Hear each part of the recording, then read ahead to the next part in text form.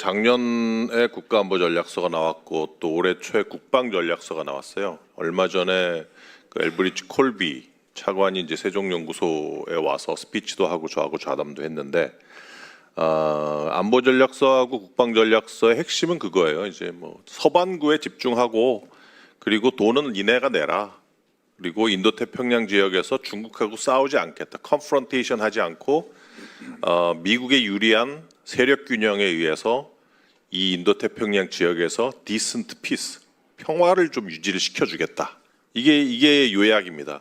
그럼 이제 과거에 비해서 작년에 비해서 트럼프의 정책이 상당히 바뀌었죠. 물론 아메리카 퍼스트는 유지가 되고 있어요. 왜냐하면 다른 글로벌 패권은 신경 쓰지 않고 이 서방구의 미국의 이익을 위해서 집중을 하겠다라는 게 핵심이니까. 근데 작년하고 지금 이 국방전략서나 국가안보전략서에 나온 거를 비교할 때 가장 큰 차이점은 뭐냐면 중국 때리기가 완전히 없어져 버렸어요. 작년에 중국을 계속 때리고 그러다가 중국이 히토리를 가지고 대응하는 바람에 완전히 대중국 관세를 매기는 데서 실패를 해버렸거든요. 그래서 지금 중국하고 컨프런테이션을 안 하겠다. 그리고 Win the economic future, prevent military confrontation이란 나와요. 이게 무슨 얘기냐면 장기적으로 중국과의 경제적인 경쟁을 위한 토대를 마련하겠다 이런 얘기가 나옵니다. 그러니까 중국이 이제 때려도 준비가 됐으니까 지금 때려도 소용이 없으니까 이제 다른 강구책을 마련하겠다는 거예요. 계속해서 이제 동맹국들이나 파트너 국가들한테서 뭐 투자 받고 관세 뜯어내고 그래서 이거를 미국의 제조업에 투자를 해서 근데 얼마나 실제적으로 하는지 잘 모르겠지만 그 데이터에 의하면 미국이 지금부터 바이든 정부 때 했던 것 지금 하는 것처럼 그 동맹국의 어떤 그 뭐죠 제조업을 갖고 와서 공장을 미국에 만들고 해서 제조업을 부흥시키면 중국을 따라잡는데 한 7년에서 10년이 걸린다 그래요. 그러니까 이제 그런 거를 아마 트럼프는 노린 게 아닌가 생각을 하는데 미국의 DC에 있는 뭐 트럼프 인사들이나 정부 사람들을 만나서 얘기를 해보면 트럼프 정부에 나온 안보전략서나 국방전략서가 과연 트럼프 정부 내내 유효한 전략이겠느냐 아닐 것이다라는 거예요. 이 올해 좀 여기 제가 말씀드린 게 여기 나오는데 그 어딨냐 2026년은 미국 트럼프 정부한테 상당히 중요한 해입니다. 미국 독립 250주년이 있고요. 마이애미에서 G20 회의가 있고 그리고 북중미 월드컵 그리고 11월에 중간선거가 있어요. 그러니까 트럼프 입장에서는 중간선거 승리를 위해서 중국하고 싸워서 괜히 국내 경제를 악화시킬 필요가 없는 거예요. 그러면 어떤 그 전망이 나오느냐 미중 관계에서 만약에 4월에 미중 정상회담이 트럼프가 원하는 대로 되지 않거나 그리고 11월이 중간선거가 다가가면서 트럼프가 패색이 짙어지거나 아니면 11월에서 진짜 대패를 하거나 그러면 대부분의 전문가들 미국에 있는 인사들은 트럼프의 대중정책 강경정책으로 완전히 선회할 가능성이 매우 높다 이런 얘기들을 합니다. 그래서 이제 미중 관계라든지 그 지금까지 나온 그 아까 말씀드린 국방전략서나 국가안보전략서에서 나오는 그런 내용들을 봤을 때 트럼프의 정책이 상당 부분 바뀐 것 같아요. 그러니까 지금 아까 그 대표께서도 말씀하셨듯이 베네수엘라나 이란에서 계속해서 공격을 하면서 트럼프의 가장 큰 목적은 글로벌 에너지 패권을 잡는 거예요. 글로벌 에너지 패권을 잡아서 왜냐하면 글로벌 에너지 패권을 잡아야 중국과 러시아를 같이 트럼프가 원하는 대로 컨트롤하고 압박을 할 수 있기 때문에.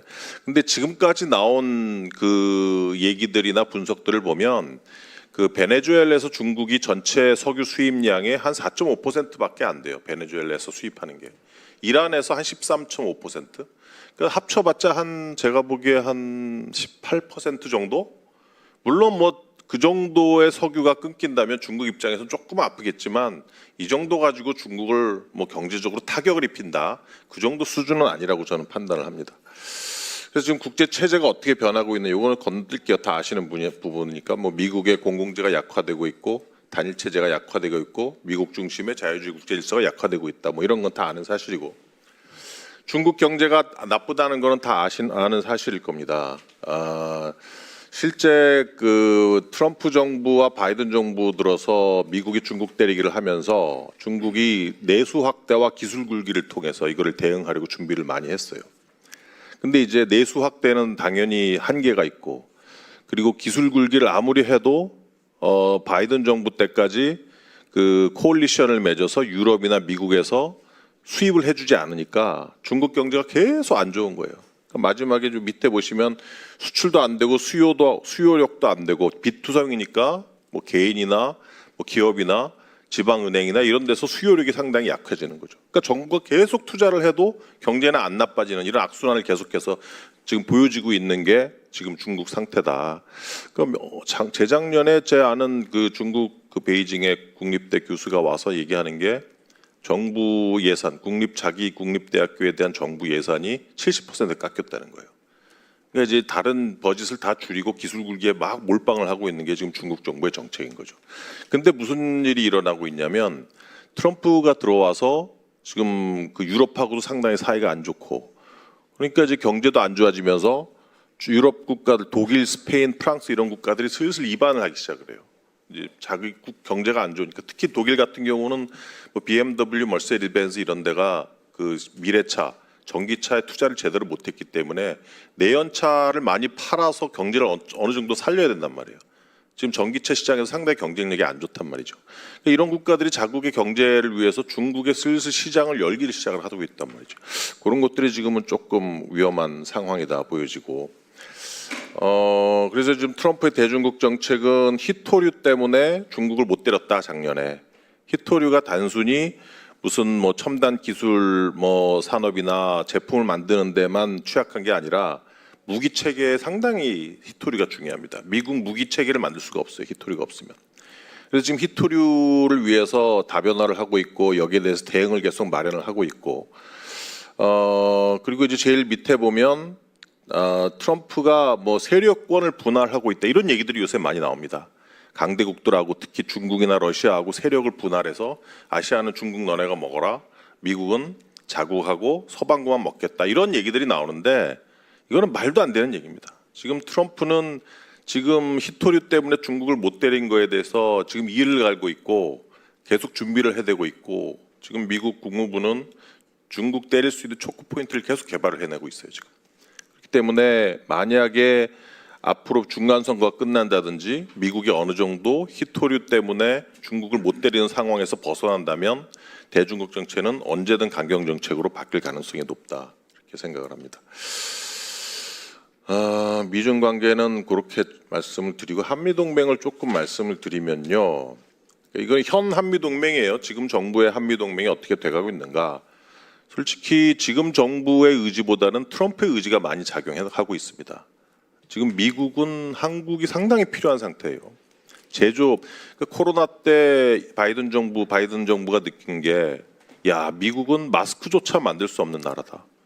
키트 사용, 테스트 키트조차 만들 수 없는 나라다. 제조업이 다 죽었구나. 그러면서 그때부터 제조업을 부흥하기 시작을 했어요. 그래서 뭐 삼성이라든지 뭐 대만의 TSMC 여러 기업체들 보고 다 공장 미국으로 들여와. 근데 이제 자기 우방국들의 첨단 제조업을 미국화시키는 프렌드 쇼어링 정책을 계속 펴왔단 말이죠.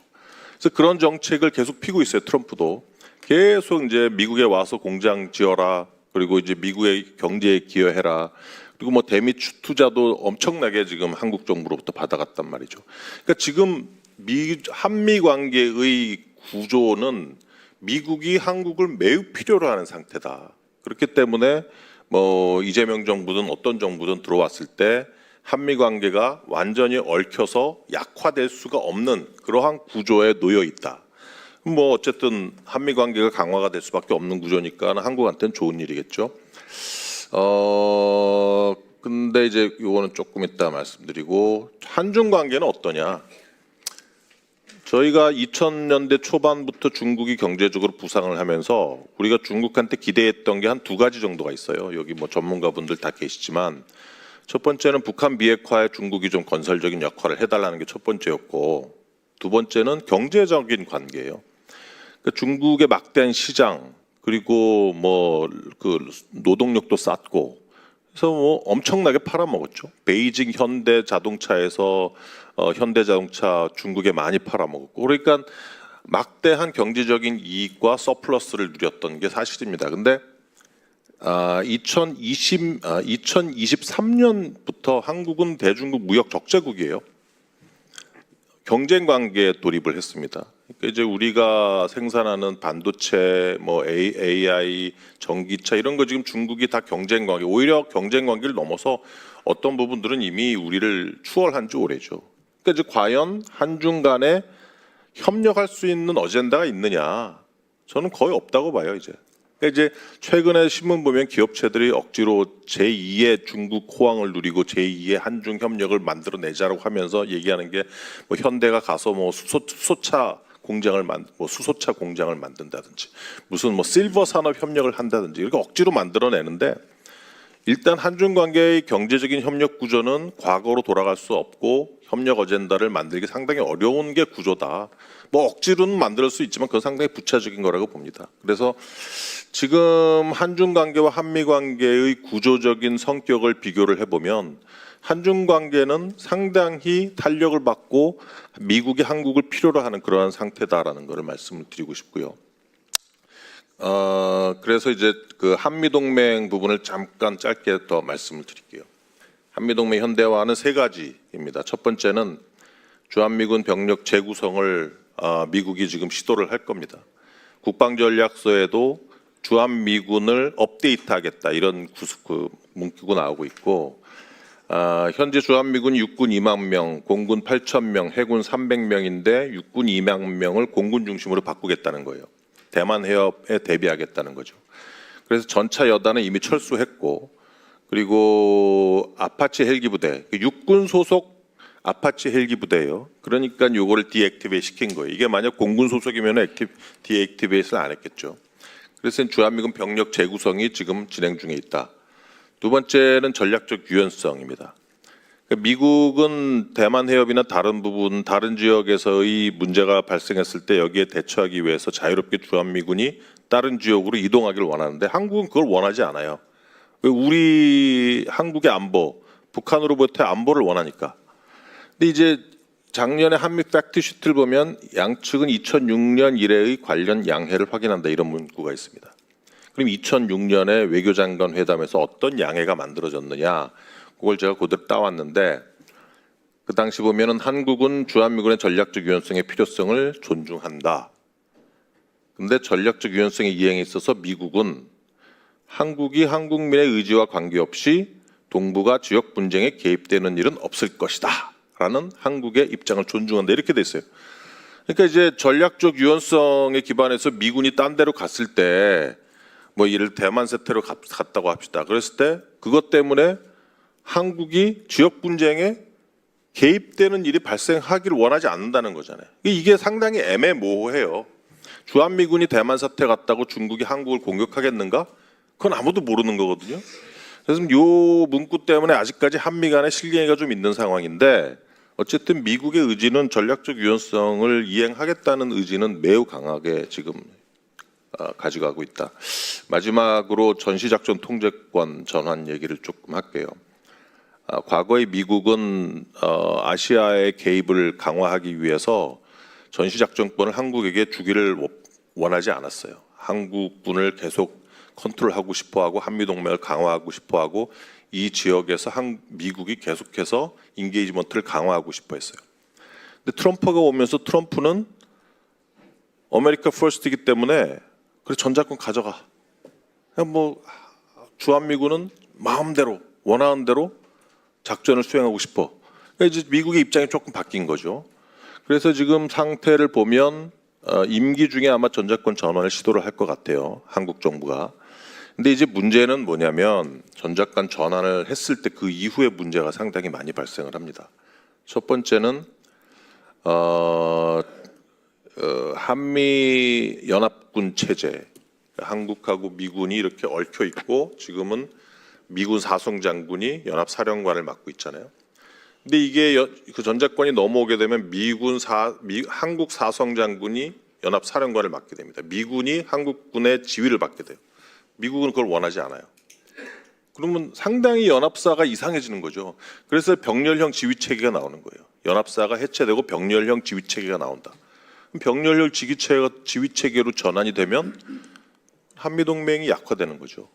한미동맹의 가장 큰 장점이 뭐냐면 연합사 체제를 가지고 한미가 함께 빠르게 기동력을 가지고 전쟁을 수행하고 작전을 수행하는 거였는데 그게 없어지고 병렬형 지휘체계로 바뀌면 한미동맹의 약화 한 단계 높아지는 거다. 그렇게 보여지고 있고 지금 일본이 원하는 건 일본 같은 경우에는 지금 삼성 장군이 주일 미군 사령관을 맡고 있습니다. 근데 이제 인도 페이컴, 인도 태평양 사령관의 지휘를 받고 있어요. 그러니까 만약에 주일 미군이 전쟁에 참여를 하면 주일 미군 사령관이 작전을 하는 게 아니라 작전을 통솔하는 게 아니라 인도 페이컴 사령관이 작전을 통솔해요. 그러니까 이제 일본 입장에서는 뭔가 좀 신속하게 전쟁을 하고 싶은데 그래서 주일 미군 사령관이 전쟁을 수행하고 전쟁 사령관이 되면 빨리빨리 할 것 같은데 인도 태평양 사령관이 다 통솔을 해야 되니까 주일 미군 사령관은 맨 그 자위대하고 행정 업무만 하고 전쟁 얘기를 못 하는 거예요. 그러니까 이제 일본 입장에서는 야 그러면 주일 미군 사령관을 사성장으로 높이고 인도 페이컴에서 독립을 시켜서 전쟁 사령관으로 좀 승격을 시켜다오 이렇게 얘기를 하고 있는 거란 말이에요. 이제 만약에 이 전시작전 통제권이 전환이 되고 일본 같은 경우에 일본이 원하는 대로 주일 미군 사령관이 사성장군으로 승격이 된다면 한미 동맹은 약화되고 미일 동맹 강화가 되는 그런 상황이 발생하게 되겠죠. 이것이 제 입장에서는 상당히 좀 우려스럽다고 말씀을 드립니다. 이건 아까 말씀. 그러면 한국 외교의 과제만 짧게 말씀을 드릴게요. 미국은 한국 외교의 상수예요. 한미 동맹이 없고 미국이 없으면 한국은 중국의 밥이 됩니다. 그리고 한일 관계도 유지가 안 될 거예요. 북한의 위협은 뭐 당연한 거고요. 그래서 한미 동맹이 있기 때문에 우리가 대중 관계, 대일 관계, 뭐 북대북 관계 이러한 외교를 우리가 셈법을 생각해 볼 수 있는 거죠. 그래서 한미 동맹은 무조건 강하게 유지가 되는 상수다 저는 말씀을 드리고 싶고 근데 문제는 뭐냐면 트럼프 와가지고 일본도 그렇고 유럽도 그렇고 자강 분위기를 자꾸 내요. 저 폴란드 같은 경우에는 트럼프가 푸시를 해서 올린 게 아니라 자발적으로 디펜스 버짓을 5%로 올리기로 결정을 했단 말이죠. 왜? 러시아 위협이 걱정이 되니까. 그러니까 이제 그런 자강 분위기, 이제 미국 못 믿겠다라는 분위기가 지금은 나오고 있어요. 근데 저는 3년 이후에 미국은 다시 정상적으로 돌아올 거다라고 저는 생각을 하고 있기 때문에 하지만 한미 동맹을 계속 강화시키면서 우리도 자강 분위기는 좀 계속 해야 되지 않겠느냐. 왜냐하면 이번에 그 엘브리지 콜비가 와서도 얘기했던 게 재래식 북한 위협은 한국이 스스로 담당하다 이런 얘기를 했단 말이에요. 그러니까 이제 미국 한미 동맹을 강화하는 차원에서 우리도 미국과의 동맹을 계속 강화하고 조율하기 위해서는 북한의 재래식 위협에 대비하기 위한 우리만의 자강은 필요하다라고 생각을 하고요. 그리고 이제 두 번째는 대중국 정책은 아까 말씀드렸다시피 협력 어젠다를 찾기가 상당히 어려워진 상태입니다. 관리만 하고 한중 관계를 안정적으로 유지만 해도 저는 성공이다. 저는 그렇게 보고요. 마지막으로 다보스 포럼에서 캐나다 총리가 얘기를 했죠. 이제 중견국들 간에 협력을 해야 된다. 캐나다가 손들고 이니시티브를 쥐겠다. 뭐 캐나다가 무슨 능력이 있어서 쥐뿔도 없는 게 저런 얘기를 했는지 모르겠는데 아마 트럼프한테 하도 두들겨 맞다 보니까 저런 얘기를 한 것 같아요. 근데 어쨌든 협력은 필요합니다. 지금 일본, 호주, 한국 이러한 국가들이 협력을 해서 이 인도태평양 지역에서 뭔가 중견국들 간의 협력을 통해서 어떤 챌린지나 스트레스에 대응하는 그러한 노력이 필요하다. 저는 그렇게 생각을 합니다. 예, 마치겠습니다. 네, 감사합니다. 18분 47초 사용하셨습니다. 네. 워낙 중요한 문제라서 3분 더 드렸습니다. 그래서 우리 김영석 교수님도 뭐 15분 했지만 2, 3분 더 쓰셔도 됩니다. 네. 알겠습니다. 네, 반갑습니다. 김영석입니다. 여의도 연구원 31주년을 축하드리고 토론회에 제가 참석하게 된 것을 무한한 영광으로 생각합니다. 뭐 대표님께서도 우리 대한민국 미래가 중국 그리고 또 북한이라고 했는데 저는 중국 북한이지만 이제 북한이 더욱더 중요한 이제 리스크 요인이다 생각합니다. 그러니까 베네수엘라도 있지만 이란 사태, 우크라이나 전쟁이 대한민국에도 발생할 수 있습니다. 근데 발생할 수 있는 요인은 북한입니다. 그래서 저희가 수년 전에 쓰레기 풍선이 우리 용산 상공에, 서울 상공에 출현했고 떨어진 것도 기억합니다. 그거 자체가 무기가 되고 그리고 북한이 가지고 있는 전술 핵무기가 되면 우리 대한민국의 미래는 그때부터 없습니다. 그래서 어떻게 보면 이제 북한 문제가 우리 보수 정당에서 가장 대한민국의 미래의 중심된 아젠다를 가지고 이제 해야 되지 않을까 생각합니다. 그래서 제가 오늘 이제 설명드릴 내용은 이 북한 문제에 대해서 그동안 끊임없이 노력을 해왔는데 제대로 된 성과가 없는 것 같다. 이게 전혀 다른 방향으로 가는 것 같다. 그런 이제 과정에서 우리 보수가 그동안 어떤 역할을 했고 앞으로 어떤 역할을 해야 될까? 이제 그런 부분에 대해서 제가 여러분들께 설명을 드려보고자 합니다. 이제 남북 분단은 이제 근본부터는 뭐 여러분 잘 아시는 것처럼 우리가 원하는 그러한 이제 선택은 아니었습니다. 그렇지만 이제 이런 분단의 상황에서도 우리 특히나 이제 보수 정부, 박정희 정부 그런 눈부신 경제 성장을 통해서 한강의 기적을 이루었지만 드디어 이제 한계의 상황에 도달했습니다. 지금 발버둥 치고 있지만 이 북한이라는 변수, 북한에서 이제 자칫 잘못해서 위기 상황 조성하면 우리 대한민국의 경제, 지금 이제 우리 대한민국과 뭐 직접적인 관련이 없는 이란 사태 때문에 지금 우리의 경제 코스피가 막 떨어지고 우리 여러 국민들 그다음에 주유소 앞에 자동차가 이제 계속 이제 대기하는 이제 그런 상황으로 이제 벌어지고 있습니다. 잠깐만요.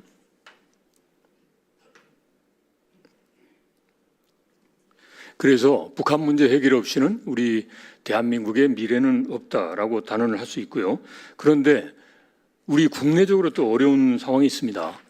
아무래도 이제 분단이 81년이 되다 보니까 정말 분단이 자연스러운 세대가 주류가 되고 그리고 최근에 와서는 이제 남북 간에 이제 분단된 상태에서 계속 사는 게 좋지 않느냐 그런 통일에 대한 의지도 약화되는 그런 상황에 와 있습니다.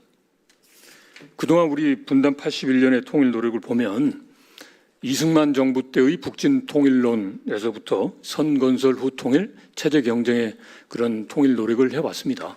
그러면서 비록 여러 가지 허상은 있었습니다만은 정상회담 이런 걸 통해서 드디어 남북이 통일되는 거 아니냐 이제 그런 생각도 했지만 우리한테 나타난 북한은 핵무기로 무장한 이제 북한이고 그리고 심지어 대한민국을 같은 민족임에도 불구하고 적대적인 국가다라고 하고 있는 이러한 남북 관계의 현실에 와 있습니다. 이러한 한반도에 있어서의 그런 통일은 이루지 못했지만 한반도의 통일을 이루기 위한 그런 노력의 중심적인 움직임은 우리 대한민국 보수였습니다. 보수 정부가 한반도 통일의 기반과 제도를 마련했습니다. 대한민국 정부의 한반도 통일 방안인 단계적 통일론 그리고 77 선언을 통해서 전쟁이 아닌 그런 기능적 방법에 의한 이제 통일 그리고 더더욱이나 중국과 러시아와 같은 공산권 국가를 우리 한반도 통일의 길로 끌어들이는 북방 정책을 했습니다. 그렇지만 보수는 지금 현재 우리 보수는 북한의 붕괴와 전쟁을 선호하는 반통일 세력이라는 악의적인 그런 이미지 프레임에 갇혀 있습니다. 이는 아마도 진보 정부 기간 중에 5차례의 정상회담과 또 보수 정부 기간 중에 천안함 폭침 등 북한의 심대한 군사적 도발 이런 현상에 따른 착시 현상이 아닌가라고 생각을 합니다. 지금 현재 이재명 정부의 통일 정책에 대해서 살펴보도록 하겠습니다. 이재명 정부는 북한의 적대적인 두 개의 국가론을 너무나 의식하고 있습니다. 그러면서 소위 한반도 평화공전, 좋은 이웃과 같이 살아가자 라는 이제 그 가치를 그러한 입장을 표방하면서 북한에 너무나도 유화적인 조치를 하고 있습니다. 대북 방송의 전면 중단을 포함해서 개성공단 중단이 정말 잘못됐다. 북한의 핵 문제에 대한 문제제기는 없고 그리고 또 무인기 사건, 북한도 무인기를 우리에게 보냈습니다. 거기에 대해서는 이런 방구 없이 우리의 무인기 사건에 대해서만 유감 표명과 재발 방지를 하고 있습니다. 그런데 여기에 대해서 북한이 응당해야 될 상황을 하지 않고 오히려 현재 동족이라는 범주에서 대한민국을 영원히 배제하겠다. 그리고 철저한 적대국이고 영원한 적이다라고 하면서 우리를 전면적으로 부정하고 무시하고 있는 상황에 있습니다. 그리고 우리 대한민국 국민이 우려하는 이제 안보 위협이라든지 가장 또 핵심적인 게 북한의 핵 문제이지 않겠습니까? 이 문제에 대해서 이런 방구가 없습니다. 오히려 북한의 헌법에 명시되어 있다라고 해서 이 문제를 제기하면 미국과도 대화를 하지 않겠다. 그리고 이거는 절체절명의 자신들의 국채다라고 해서 이제 비핵화의 의지를 전혀 보이고 있지 않는 상황에 있습니다. 이러한 상황에서 그러면 지금까지의 우리의 북한에 대한 이제 접근 노력 이거 자체가 그대로 유지할 필요가 있을까? 또 유지해서 효과가 있을까라는 부분에 대해서 우리가 심각한 고민을 해볼 필요가 있습니다. 그동안의 우리의 통일 노력은 마치 시지프스의 형벌과 같은 고통스러운 반복의 연속과 같다라고 예시를 해볼 수 있겠습니다. 그런데 이러한 한반도 통일 노력에 있어서의 가장 큰 약점은 북한의 선의에 너무나 기댔다. 북한은 하지도 않는데 오히려 우리가 희망적으로 그런 북한이 변화해 오기만을 바라는 희망으로 하다 보니까 지금 남북 관계가 이런 상황이 있다. 이제 그러다 보니까 이제 분단도 지속되고 그러니까 통일 의지도 약화되고 있고 그러다 보니까 어떻게 이걸 통일을 할까라는 것보다는 지금 상태에서 뭐 별 문제 없겠지. 지금까지 잘 살아왔는데 뭐 굳이 힘들게 할 필요가 있겠어? 뭐 이러한 이제 의식이 팽배해 있는 게 지금 현재의 가장 큰 문제다라고 생각을 합니다. 자, 이러한 상황에서 북한이라는 것은 제가 단언합니다. 좋은 이웃이 될 수가 없습니다. 사람이 인성이 변화하기가 어렵듯이 80여 년의 독재국가 그리고 공산주의 체제, 인간의 존엄성을 무시하는 그러한 북한의 정권의 특성이 변화하기는 어렵습니다. 변화하기만을 바라고 그 북한을 좋은 이웃으로 생각하고 같이 평화롭게 공존해서 살자라는 것은 정말 환상입니다. 그런데 이 환상을 북한 스스로가 이야기했습니다. 이재명 정부가 북한에 대해서 여러 가지 유화적 조치를 하는데 그것은 기만이고 졸작이다. 사막에서 꽃이 피는 것을 기대하지 마라. 그런 이야기를 북한 스스로가 했습니다. 그래서 이제 우리 스스로가 북한이 좋은 이웃이 될 것이다 라고 하는 것 자체는 북한 자체가 적이라고 하고 있기 때문에 그거는 뭐 다른 표현하면 짝사랑이지만 짝사랑이 아니고 너무나 현실과 다른 우매한 이제 환상이다라고 할 수 있겠습니다. 그러면 이런 상황에서 어떻게 할 거냐? 북한이 스스로 변화할 것이다 라고 하는 것은 현실성이 없습니다. 지금 우리가 81년 했기 때문에 더 이상 할 필요가 없는 거죠. 그러면 이런 가운데서 하는 것은 북한이 변화할 수밖에 없는 환경을 우리 주도적으로 만들어야 된다는 거죠. 그러기 위해서는 이 첫 번째가 한반도 통일을 위한 페이스메이커가 아니라 우리가 일종의 피스메이커, 주체적인 역할을 해야 됩니다. 그러니까 미국의 트럼프 대통령이 어떻게 북한하고 대화를 하면 거기에 한번 뭐 숟가락 얹어서 같이 해볼까? 이게 아닙니다. 미국은 이란 사태 그리고 우크라이나 전쟁 보듯이 너무너무 신경 쓸 일은 많습니다. 한반도 문제 한번 김정은 만나서 뭐 한번 해보는 게 트럼프가 원하기는 원하죠. 근데 그게 미국의 국익의 전부를 차지하느냐? 그건 아닙니다. 결국 미국은 본인들이 원하는 분야만 하고 있고 나머지는 그냥 뭐 한국에게 대해서 지금은 특히 북한에 대한 위협은 재래식 문제는 한국이 차지해라라는 것처럼 이 한반도 문제, 북한 문제 다루는 것은 우리가 중심이 되어야 합니다. 그래서 우리가 피스메이커 주체적인 입장에서 그리고 우리 보수 정부 때 핵 문제도 한반도 비핵화 공동선언을 통해서 핵 주권론을 우리가 내세웠습니다. 보수 정부가. 이래서 주인된 입장에서 이제 미국도 협조하고 북한도 변화할 수 있도록 하는 그런 영리한 통일 외교를 할 필요가 있다라는 거죠.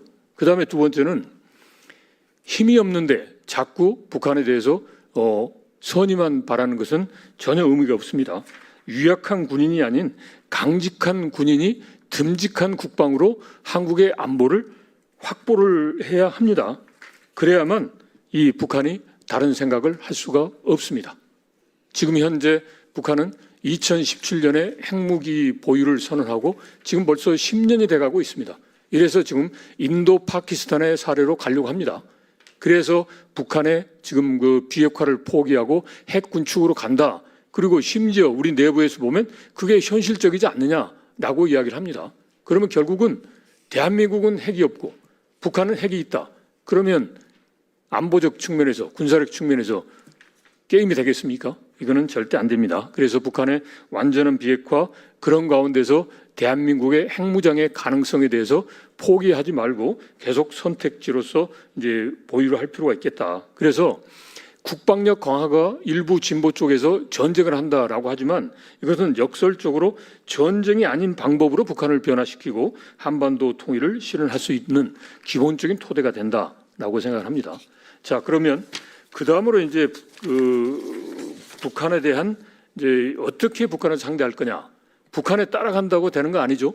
우리의 입장에 북한이 따라오도록 해야 됩니다. 그러려면 대한민국 헌법에 규정된 자유민주주의라고는 헌정 질서 하에서 당당한 통일 정책을 추진해야 됩니다. 뭐 이념? 뭐 북한이 듣기 좋아라는 식으로 해서 북한이 싫어하는 이야기를 해서는 안 된다? 특히 뭐 탈북민이 있습니다. 탈북민 북한을 자극한다고 해서 이야기 안 합니다. 아닙니다. 그거는 해야 됩니다. 왜 존엄한 인간이 북한이라는 체제에서 떠났느냐? 그건 북한 체제가 문제가 있으니까 떠난 거 아니겠습니까? 그걸 이야기를 해야 되는데 왜 숨기느냐 이러는 거죠. 그래서 이제 우리로서는 이제 자유민주주의의 헌정 질서 기반 하에서 당당한 통일 정책인데 그러려면 인권 등 보편적 가치에 기반한 원칙적이고 유연한 접근이 필요하겠다. 무조건 뭐 채찍만 이제 휘둘러서는 되는 거 아니고 상황에 따라서 당근도 써야 되는 거죠. 채찍을 써야 되는 상황에 당근을 쓰고 이게 이제 문제다라는 거죠. 다음으로 또 하나는 당국과 민간이 협력을 해야 됩니다. 당국과 민간이 함께해서 북한 주민이 변화할 수 있도록 하는 그런 활동을 강화해야 되는 거죠. 김정은 북한 당국이 변화할 것이다 라는 기대는 버려야 합니다. 왜? 북한 김정은의 입장에서 본인의 그런 기득권 그리고 엄청난 그런 그 권력 그걸 내려놓겠습니까?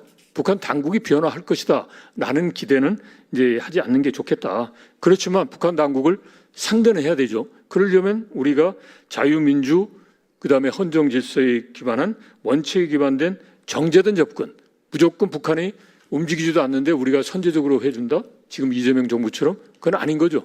최소한 비례적인 그런 원칙하에서 북한이 움직일 때 우리도 같이 움직여주고 우리가 움직일 때 북한도 움직여라 이렇게 돼야지 우리가 그냥 선제적으로 하고 북한은 그냥 하겠지라는 그러한 정말 모든 가드라인을 내리는 그러한 접근은 이제 문제가 있다라는 거죠.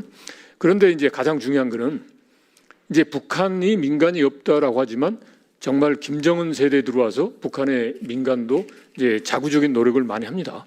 그리고 우리의 민간 NGO 단체는 정말 자유민주 의식에 투철하지 않은 단체도 있을 수 있지만 자유민주 의식에 투철한 그런 민간 대북 단체의 경우는 정말 다양한 방법으로 다차원적으로 북한과 접근해서 북한 주민의 50% 이상인 개방된 국제사회를 알고 있는 북한 사회가 문제가 있다. 그래서 우리도 중국, 베트남처럼 열심히 잘 살아야 되겠다라는 북한 주민들과 접근을 해서 북한이 소위 말해서 중국과 베트남처럼 개방할 수 있도록 그런 북한 주민이 목소리를 낼 수 있는 그런 역량을 발휘할 수 있는 기회를 민간 차원에서 만들어낼 수가 있습니다. 그리고 또 하나는 젊은 세대, 정말 젊은 세대 우리의 미래를 책임지죠. 그리고 미래의 가장 큰 걸림돌이 북한 문제입니다. 그래서 북한 문제를 푸는 것은 우리 노장년보다는 청년에 중점을 두어서 이제 한반도 통일 문제를 이루어 나갈 수 있도록 청년들이 통일에 대해서 관심도 갖고 적극적으로 참여할 수 있는 이제 그러한 이제 분위기를 만들어 주는 게 우리 보수의 역할이다라고 생각합니다. 결론입니다. 북한이 좋은 이웃이 될 것이라는 것은 비현실적이다. 이제 이런 상황에서 대한민국의 미래를 확보하는 것은 통일이고 따라서 통일은 더 이상 선택의 문제가 아니다. 그래서 자유민주 가치를 지향하는 보수가 국익과 힘 중심의 세계 질서 재편기인 현재의 시대에 한반도 통일과 대한민국의 미래를 책임지도록 역할을 했으면 좋겠다라는 말씀으로 이제 마무리하겠습니다. 고맙습니다. 예, 감사합니다. 시간을 잘 지켜주셔서 한 번 더 감사드립니다.